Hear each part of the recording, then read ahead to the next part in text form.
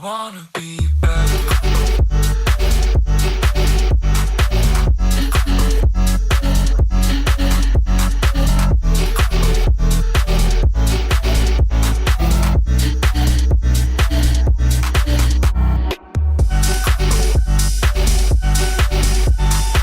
What's up? It's Dusty from Lvnding on the launch pad. I'm here with Ekonovah.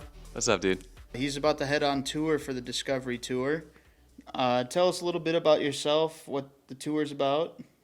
Yeah, it's the first tour that I've ever gone on, which is crazy. It's super surreal to me still.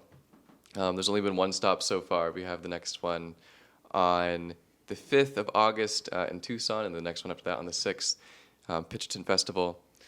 Like I said, I can't believe it's happening. It's called Discovery Tour because I feel like ever since COVID hit, so many of us have just been going through like revelation after revelation, or just learning new things about ourselves, or about the world. And for me, it's just been that just nonstop ever since that happened, and like everything stopped, obviously, during COVID. And just like I said, everything since then has just been over and over, just learning new things about myself. So when my team and I were talking about the tour, I was like, it needs to be called Discovery Tour, and it's just been so fulfilling seeing the idea of it come to fruition. Absolutely. And then right about that time during COVID is when you started mixing up your sound. Right. Just releasing tracks with your voice in it. Yeah, that's probably the most significant discovery that I made about myself in this whole time span, is realizing that I like to write lyrics and make songs that aren't quite as club forward. Clubs that still work on a dance floor in a club, but aren't how do I say it? Like I used to make bass house, yeah, and harder stuff. Yeah. So like adding more melodies and adding in more vocals. Absolutely. It's easier for me to tell a story that way. Yeah. So with that, what made you want to change over to bring your voice into your music and like change everything that you had from the bass house and stuff like that? I can't really put it into words. That we were all feeling some type of way at the beginning, and it just sort of came out that way. I think my song called The Beginning was the first track that I made, which was centered around my vocals. And it was the first time that I recorded vocals. I used to record with my iPhone just in my closet. And it came together really organically, and it felt really natural. And after making that, I was like, wow, this feels really good. There's a new sense of fulfillment that I haven't experienced before. So I was like, let's do that again. And then that felt really good. So it just kind of snowballed from there. But I don't know like what really inspired me to do that initially. Okay. It just felt right in the moment. Yeah.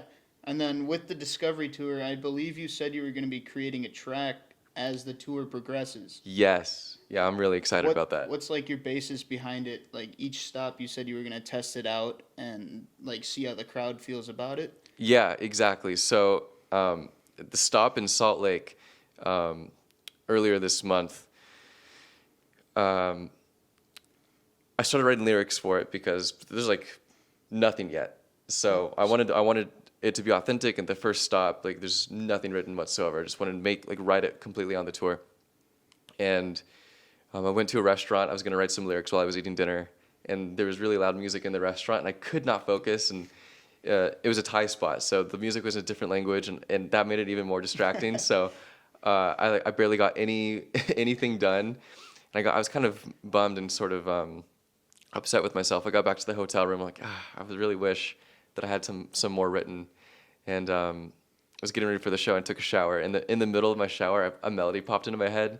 So I ran to my computer so I could record the melody. That's awesome. Awesome. I was like, cool, at least I got that. So I think I have the hook melody down just from the first stop on the tour.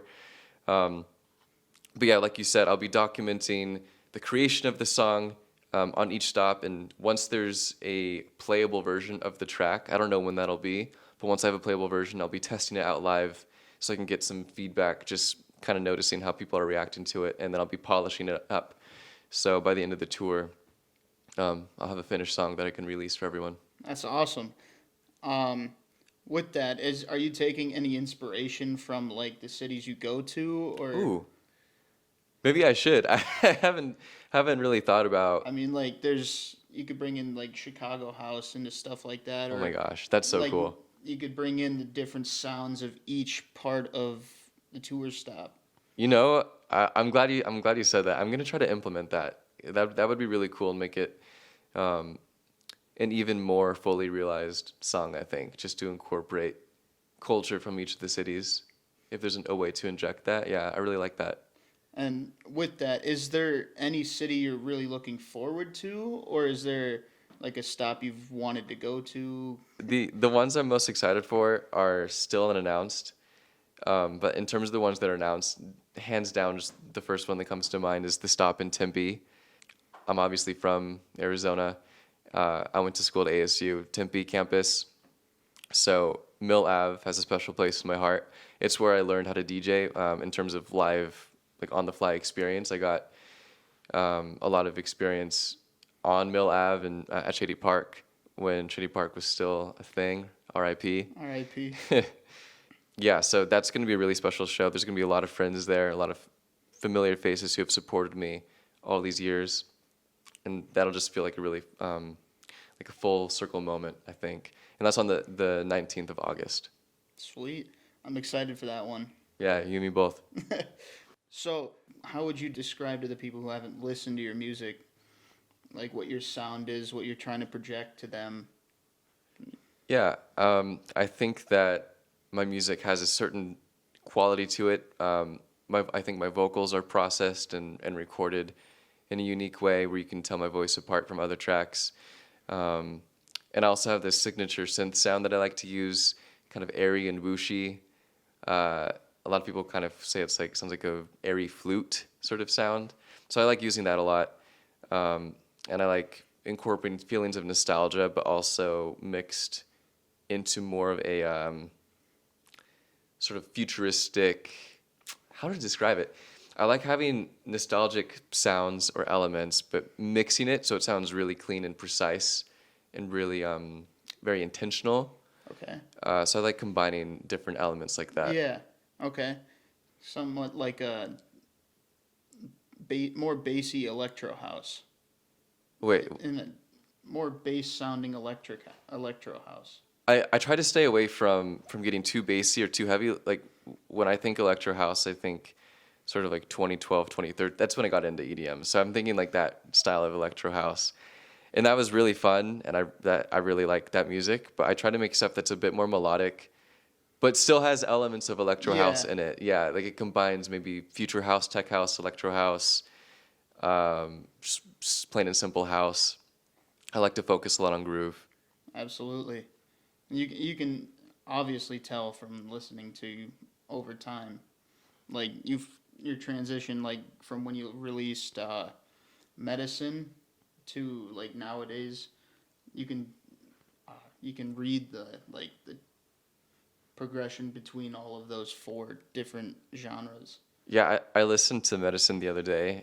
I was going through tracks to play for actually at Salt Lake. So I was going through my tracks and see what I wanted to put in the playlist. And I listened to Medicine. And I was like, dude, what were you thinking when you made this? I listen to that song now, and there's so many different elements in it that I pick apart, and I don't care for anymore. It's funny how that happens. And that was kind of like your the song that kind of took off for you. Yeah, 2019. I think pretty sure that was 2019. Yeah, it was the first time where people that I really looked up to, other artists, were reaching out to me and were supporting my music and were playing my music live. So that's a really special song to me. Yeah. So, what really brought you into like the dance music scene? So I got into EDM in high school through dubstep when Skrillex was just like the thing at the time. It was brand new. It was Scary Monsters and Nice Sprites. And I think a lot of producers were really inspired, people who were around my age, who were just like, this is what I want to do for the rest of my life. So that really got me interested in the production aspect. But at that time, I was, I think, 16 years old or so, maybe 15, I don't remember. So it's not like I could go to clubs, and I didn't know of any underground events that I could attend at that time. So I was just some kid listening to Skrillex in his bedroom, making music, but I had no connection to a local scene at all. I knew some people on some online forums online, and we would talk there, and I would kind of understand the scene through those connections, but those were all kids my age, so Yeah. so none of us could go to clubs or anything like that, obviously. So it wasn't until Gold Rush 2017, I want to say, here in Arizona, where I went to the Hideout stage, which is where they have the house and the tech house, and sometimes some of the more underground sounds. And it was more underground at that time too, at least to someone who had my ears, who was used to more commercial, mainstream music. And I just fell in love with tech house, specifically at that event. I'll never forget it. It was so much fun. I was with a close group of friends at that stage. We were there for pretty much the whole time, if I remember correctly. So from that, and that was before I even started Ekonovah too. So going into Ekonovah, when I knew what sound I wanted to make, which has a lot of tech house elements, like we talked about earlier, Yeah. I was kind of pulling from those experiences at that stage at Gold Rush, because that's, like I said, that's where I got my sensibilities or my taste for tech house music. Absolutely. And then, what was your process of starting the Ekonovah name? I've had a few different names in the past, different names that I made music under, and none of them had any significance. They were all just some name that I came up with that sounded cool, so I just kind of went with it. And then when I started Ekonovah, I knew that I wanted something that felt more special to me and had a bit more meaning to it. So what I did for a while was I it's so funny, it's so nerdy of me. I had a spreadsheet and I had prefixes and suffixes. I was just trying to combine cool sounding words, but those prefixes had a name to it, and the suffixes did too. And I tinkered around in that for a long time, and I remember I landed on one called Resonova, and I almost went by that because I was like, oh, I want my music to resonate with people, Resonova, and Nova means new in Latin. It's like new music that resonates with people. That's kind of cool. Okay. And I sat on that for a while, like maybe a month or two, and that didn't really resonate with me, which is funny because it's called Resonova. So I was like, I like this Nova part though, because I think that's a really pretty sounding word. Or suffix in this case. And then I don't remember how echo came into my mind, but I was like, Ekonovah, that has a really pretty sound to it. I thought it sounded kind of elegant. And I have something called synesthesia, which means that I see sound, or I'll see letters or see music. And for me, the letter E has always been really vivid. So E's are always a really vivid green. So my name, Ekonovah, I just see like a bright, pretty, like spearmint sort of green color. Okay. And so it just clicked immediately. I was like, that's exactly what I'm going to write with. But like I said, Nova means new in Latin, so I already knew that. And then echo sort of kind of means sound, so I just misspelled the word echo with a K, and then added an H to the word Nova, and just mashed the two words together. So for me, it means new sound. It's been working.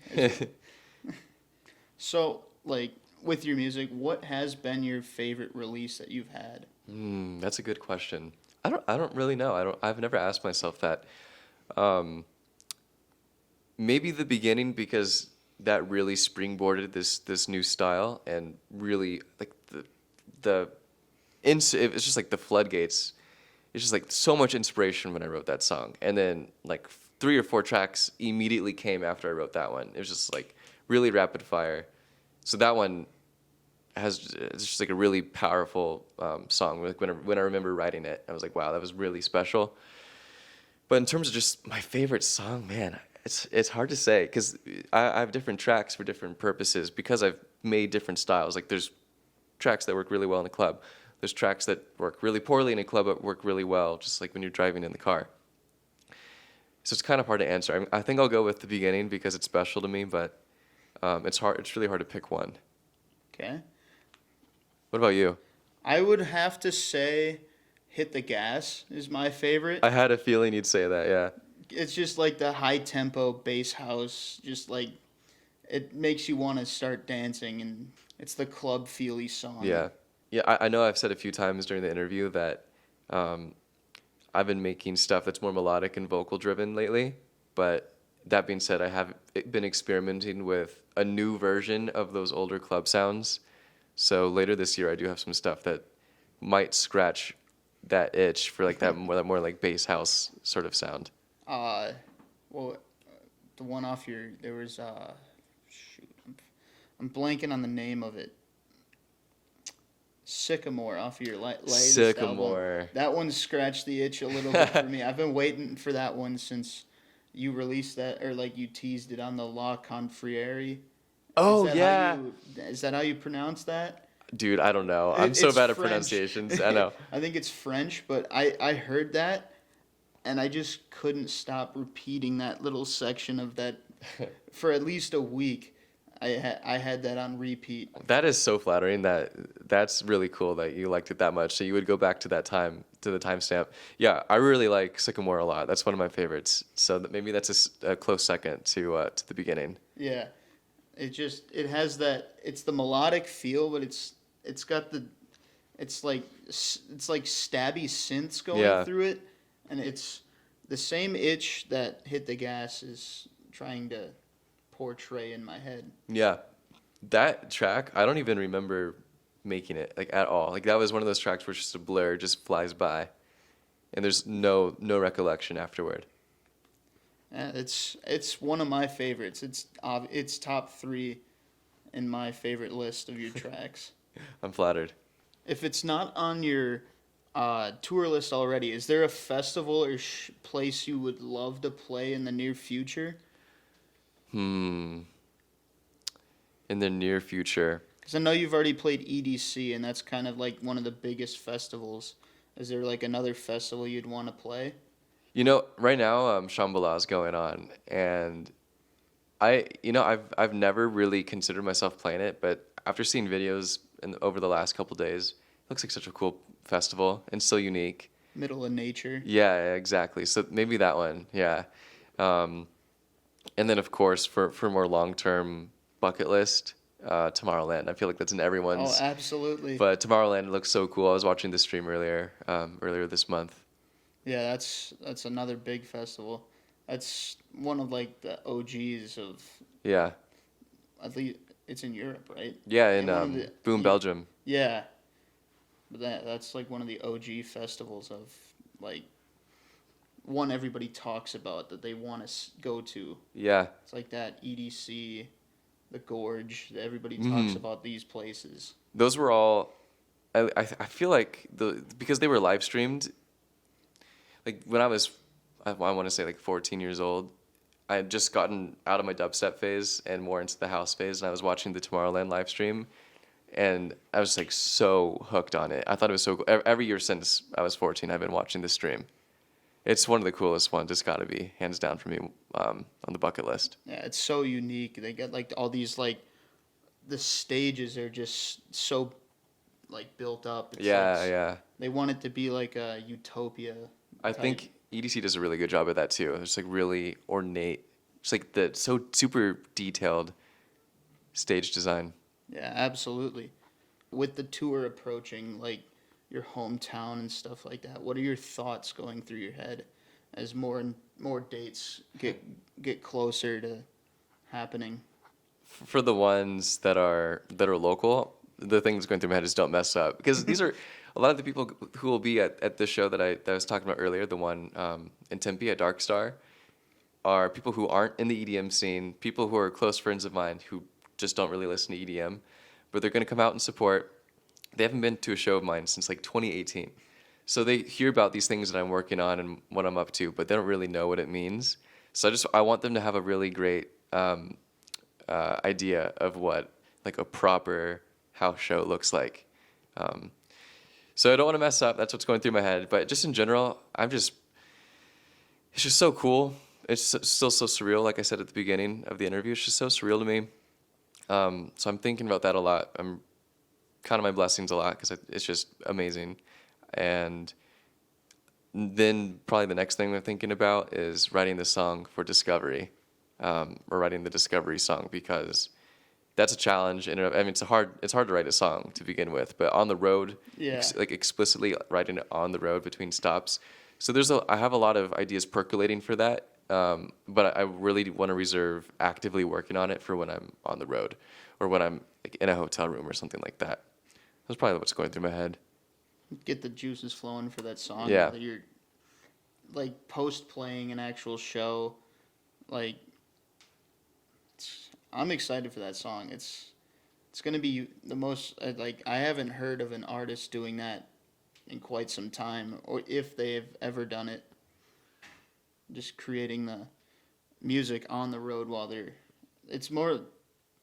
I'm just kind of jambling, but it's more like I've seen like country music artists do this, but I haven't seen like a dance music artist do this. I mean, I could be wrong. I may have missed it, but I haven't personally seen an artist do it over a tour or an electric music artist, EDM artist do it on a tour with the specific meaning or message behind it. So I think that does make it a bit more special. But, I mean, people will write music on the road like between shows just because, I mean, it's everyone's job. So, you have to find time between shows to do it. But I think what makes this special is it's a cohesive idea. The name of the tour is Discovery. You're going to write the song called Discovery and make it what the tour's about. So I think that'll make it really significant. Yeah, I mean, like, it's one of the most unique things I've seen come out of a dance music artist. Thanks, dude. Is there anything that you want fans to know prior to the shows coming up in their city? I don't think that there's anything I necessarily want anyone to know, per se. I just want people to come, ready to dance, have a good time, bring everyone's dancing shoes, and just bring good vibes. That's all. Get ready for a good time? Yeah, exactly. I always have new music in the playlist whenever I'm coming to a show, so everyone can always expect new music. But aside from that, I mean, I just whatever happens. I just want everyone to have a good time. Absolutely. And where would said people find tickets? On my website, I think it's ekonovah.com/shows. You can find tickets for all the individual stops for each city on the tour. Perfect. This is Dusty and Ekonovah from the Launchpad. Thanks for watching.